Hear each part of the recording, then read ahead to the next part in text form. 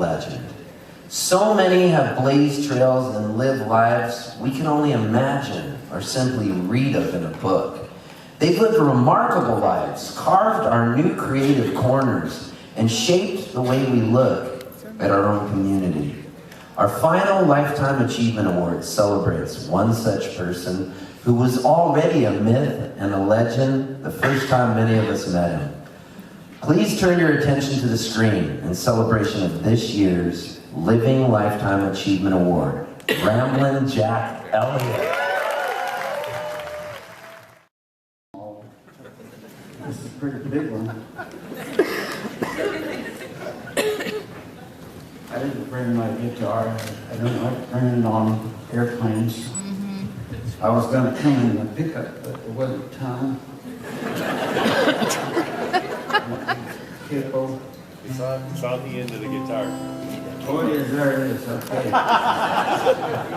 Situation. This is a nice guitar. It's very similar to mine.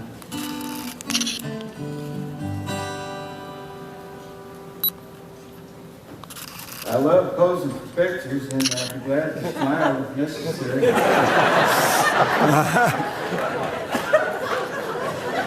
I worked in a movie one time with Chris Christopherson. I know how to act. I was in a scene. They later cut the scene out of the movie. The director took me out to dinner at Musso Frank's restaurant on Hollywood Boulevard. Well, the directors like to go just to tell me what a good scene it was and what a good actor I was. And we had a fine meal. And then they cut the scene out of the movie.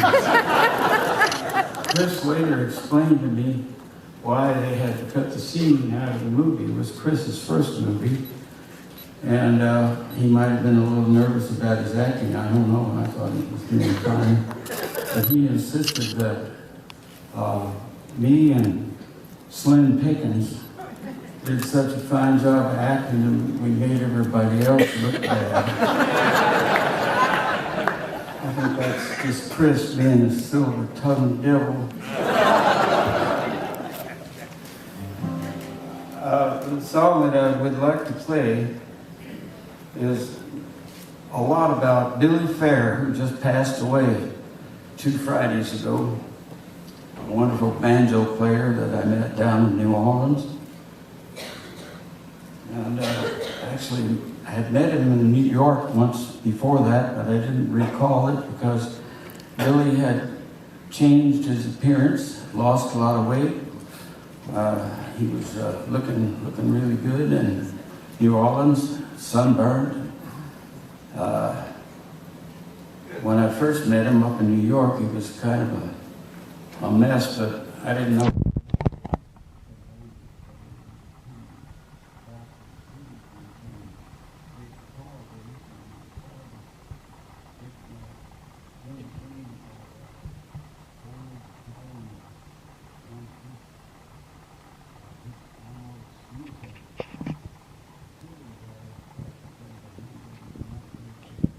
Decided to go in there where the car was parked and get a hamburger. And this really rather disheveled looking individual met me belly to belly and said, "You think you're Woody Guthrie?"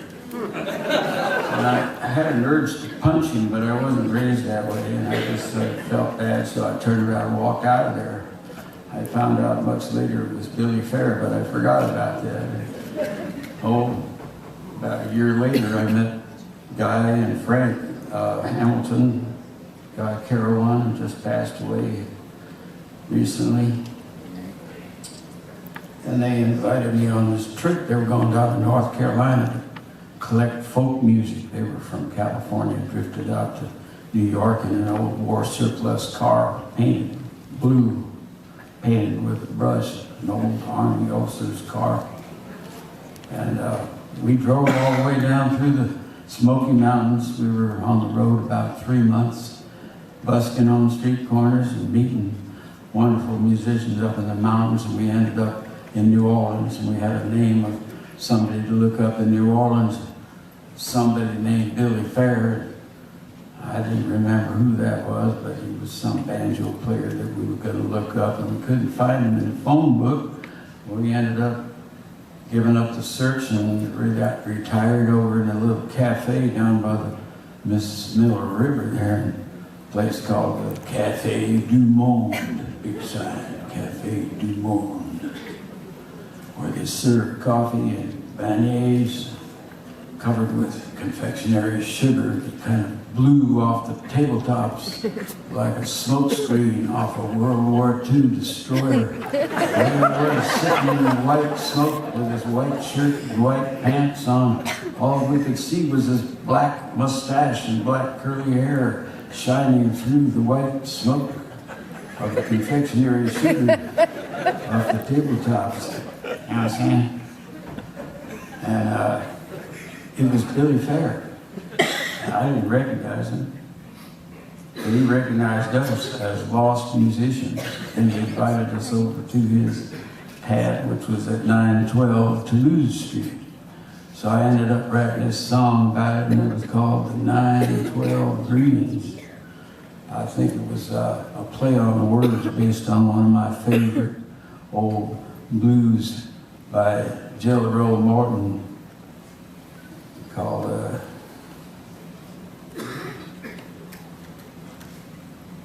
219 Blues. I call it the 912 Greens. The greens referring to a banana tree that grew in the patio there. I can't sing the whole song, it takes too long, but about a 14-minute song, but I'll just read a little Reader's Digest version of reading Billy Fair, and it was down at 912 Toulouse Street, and up a back alley there, a little wooden fence and some garbage cans with 912 painted on.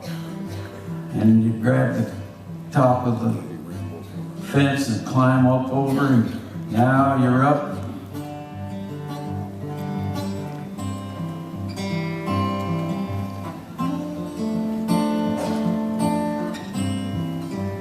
Landing lightly on the balls of your feet on the concrete of the patio.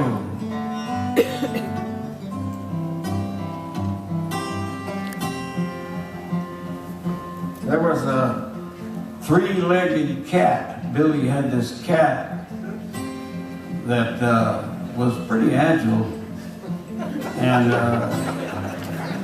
he challenged me to a race. And I used to run track in high school, and I accepted the invitation, and we got in a little foot race. Raced him up to the top of the stairs there, overlooking the patio, and he beat me. That cat could run. Three-legged cat. What do you think about that?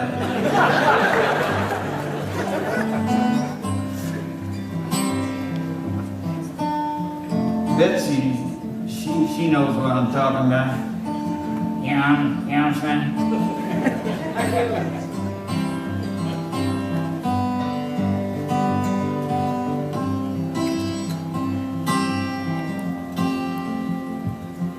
I saw Billy again just about 2 years ago. Surprised me in a little church in San Francisco. And then I got the call here from Angus. Now I'm too old to fly. I know how to fly an airplane. That doesn't bother me a bit. I love flying. It's just the airports that get me down.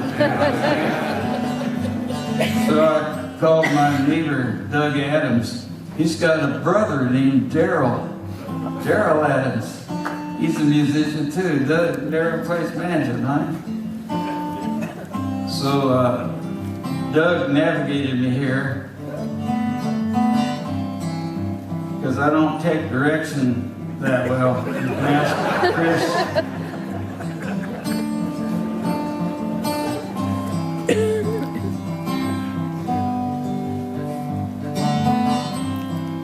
after that big, long first night there at Billy Fair's place, we ended up in a little bar down by the river with John Truman telling stories about the merchant marine and ships and the water, and I figured we'll just go out and get our seamen's papers and ship out.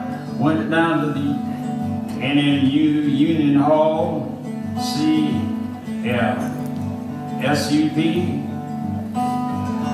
Then I got our seamen's papers, but they weren't shipping any at that time. There was a big slump in shipping, and you couldn't get seamen's papers. Well, in order to get seamen's papers, you had to get a letter from a captain promising to hire you, a letter from the captain to the union, letter from the union to the Coast Guard, a letter from the Coast Guard to you, letter from you to the captain. And so we said, frigate.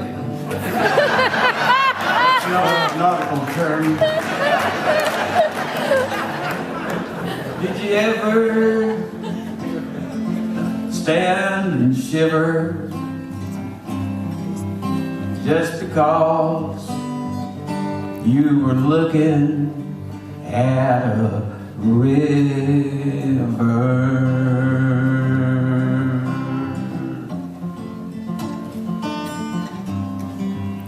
Goes something like that. You haven't been there.